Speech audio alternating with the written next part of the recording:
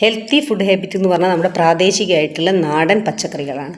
അപ്പോൾ നമുക്ക് ഇന്ന് വളരെ ഹെൽത്തി ആൻഡ് ടേസ്റ്റി ആയിട്ടുള്ള ഒരു നാടൻ പാചകം ഒന്ന് കണ്ടുപോകും. നമ്മുടെ നാട്ടിൽ വളരെ സുലഭമായിട്ട് കാണുന്ന വളരെ ഹെൽത്തി ആയിട്ടുള്ള ഒരു ഫുഡാണ് ചക്ക. അപ്പം ചക്ക മൂത്ത ചക്കയാവട്ടെ ചെറിയ ചക്കയാവട്ടെ അതുകൊണ്ട് പല വിഭവങ്ങളും ഉണ്ടാക്കാമെന്ന് എല്ലാവർക്കും അറിയാം. അപ്പം ഞാനിന്ന് ഒരു ഇടിച്ചക്ക തോരനാണ് ഉണ്ടാക്കാൻ പോകുന്നത്.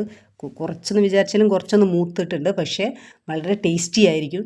നമുക്കിത് ആദ്യം ഒന്ന് നുറുക്കിയെടുക്കാം, ചെറിയ കഷ്ണങ്ങളായിട്ടൊന്ന് നുറുക്കിയെടുക്കാം. എന്നിട്ട് കുറച്ച് വെള്ളം ഒഴിച്ചിട്ട് നമുക്കത് വേവിക്കാൻ വയ്ക്കാം. അത് വറ്റിച്ചെടുക്കണം, വെള്ളം ഊറ്റിക്കളയരുത് ഒരിക്കലും. അപ്പം വളരെ കുറച്ച് വെള്ളം മാത്രമാണ് ഒഴിക്കാൻ പാടുള്ളൂ. കുറച്ച് മഞ്ഞളും ഉപ്പും ഇട്ട് അത് വറ്റിച്ചെടുക്കണം.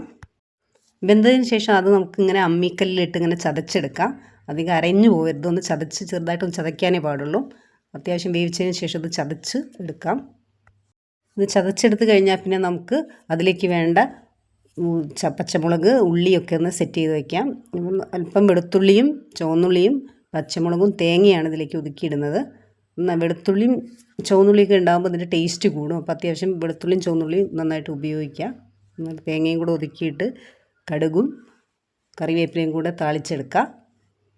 ഈ വെച്ച ചക്കയിലേക്ക് നമുക്ക് തേങ്ങയും പച്ചമുളകും ഒക്കെ ഒതുക്കിയത് ചേർത്ത് കൊടുക്കുക. അതുപോലെ തന്നെ വറ്റിച്ചതിൽ അല്പം വെള്ളമെങ്കിലും ഉണ്ടെങ്കിൽ അത് ഈ സമയത്ത് കുടഞ്ഞു കൊടുത്ത് നമുക്ക് നല്ല ഉണക്കിയെടുക്കാം. അപ്പോൾ ഇതുപോലെ സെറ്റായ ഉപ്പേരി ചോറിലേക്ക് വളരെ ടേസ്റ്റി ആയിരിക്കും. ചോറ് വളരെ കുറച്ച് മതി, നമുക്ക് വേറെ സൈഡ് ഡിഷ് ഒന്നും തന്നെ കാര്യമായിട്ട് വേണമെന്നില്ല, വളരെ ടേസ്റ്റി ആയിരിക്കും.